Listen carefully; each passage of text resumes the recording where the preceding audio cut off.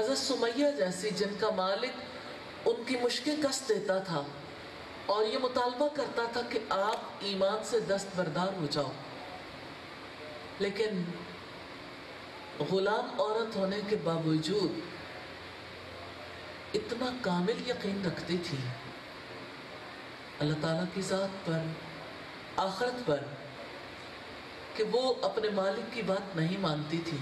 آخر کار ان کے مالک نے ان کو ایسا تیر مارا جس کی وجہ سے وہ شہید ہو گئی۔ اسلام کی پہلی شہیدہ ایک عورت حضرت سمیہ۔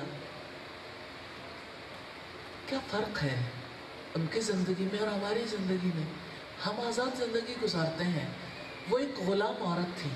ہم اپنے ڈیسیژنز خود کر سکتے ہیں، وہ اپنے ڈیسیژنز خود نہیں کر سکتی تھی۔ ہمارے پاس ان کے مقابلے میں مال کی کثرت ہے، ان کے پاس وہ مال نہیں تھا۔ ہمارے پاس وقت بھی وافر ہے، ان کا وقت ان کے مالک کا وقت تھا، وہ اپنی مرضی سے اپنے وقت کا ایک حصہ بھی نہیں گزار سکتی تھی۔ اتنے کچھ، اتنی دولت ہونے کے باوجود، وقت کی دولت، مال ہونے کے باوجود اور زندگی کی نعمتیں ہونے کے باوجود، آزاد ہونے کے باوجود اپنے رب کا وہ قرب تو نہیں پا سکے جو حضرت سمیہ نے پایا تھا، جو حضرت بلال نے پایا تھا، جو حضرت خباب نے پایا تھا۔ آخر کیوں؟ سوچئے گا ضرور، رب نے زندگی دی کیوں تھی؟ آئے تھے کیا کرنے اور کیا کر چلے؟ زندگی ملی کیوں تھی؟ شیخ صالح ابن عثیمین عقیدہ واسطیہ کی شرح کے مقدمے میں لکھتے ہیں، ہم سب اللہ تعالیٰ کے لیے پیدا کیے گئے، ہماری زندگی کا مقصد عبادت ہے تاکہ ہمارے دل محبت اور تعظیم کے ساتھ اللہ تعالیٰ سے جڑ جائیں۔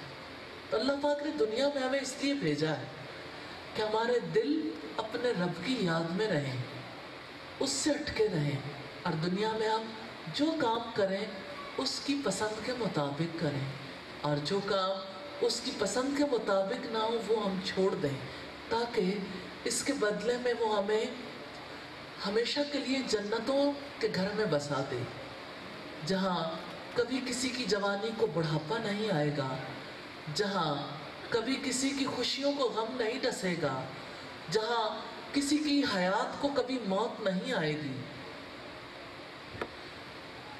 اللہ پاک نے اس کا تذکرہ سورہ التوبہ میں کیا کہ دنیا کی زندگی میں یہ اللہ پاک کا وعدہ تو کون ہے جو اپنے رب سے بڑھ کر وعدوں کو وفا کرنے والا، تو وہ وعدوں کا پورا کرنے والا ہے، اس کے وعدوں پر یقین کر لیں۔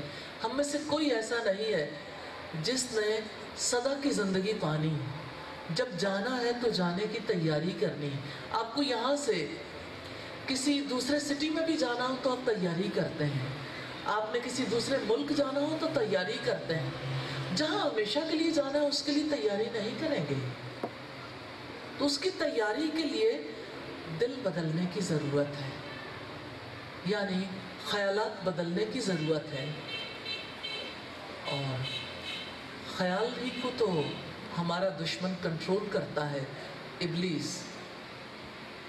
اس کا کام صرف فتنہ ہے کہ وہ چھپ کے ہمارے دل میں وسوسے ڈالتا ہے، ریپیٹڈلی خیال ڈالتا ہے، اور ان خیالات کی وجہ سے ہم یہ سمجھتے ہیں گویا یہی میرے دل میں ہے، حالانکہ وہ ہمارے دل کی بات نہیں ہوتی، امپورٹڈ خیال ہوتا ہے۔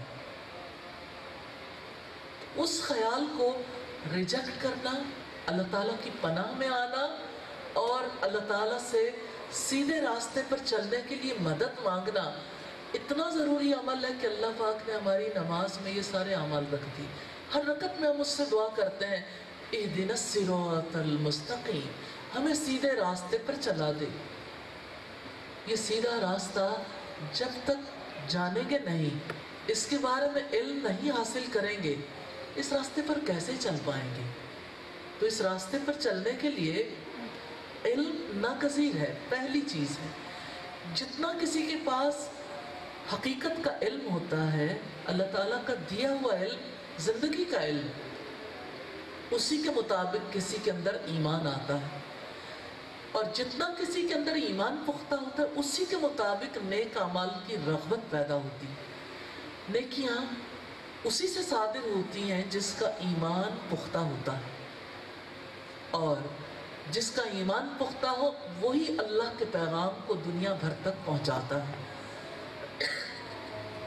بحیثیت مسلمان امت کے فرد کے ہم سب کی ذمہ داری ہے کہ ہم خود اللہ تعالیٰ کے کلام کا علم حاصل کریں، محمد رسول اللہ صلی اللہ علیہ وسلم کی تعلیمات کا یعنی قرآن اور حدیث کا علم حاصل کریں، اور ہم اس کے مطابق اپنے ایمان کو بہتر بنانے کے لیے نیک اعمال کریں، اور اس پیغام کو دنیا کے ہر فرد تک پہنچائیں تاکہ اللہ تعالی ہم سے راضی ہو جائے۔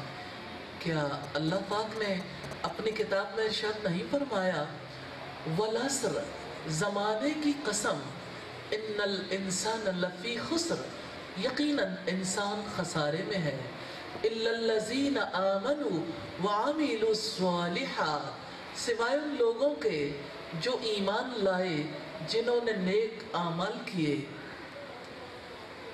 وتواصوا بالحق وتواصوا بالصبر، جنہوں نے ایک دوسرے کو حق کی نصیحت کی اور ایک دوسرے کو صبر کی یعنی ایمان کے راستے پر جمے رہنے کی نصیحت کی۔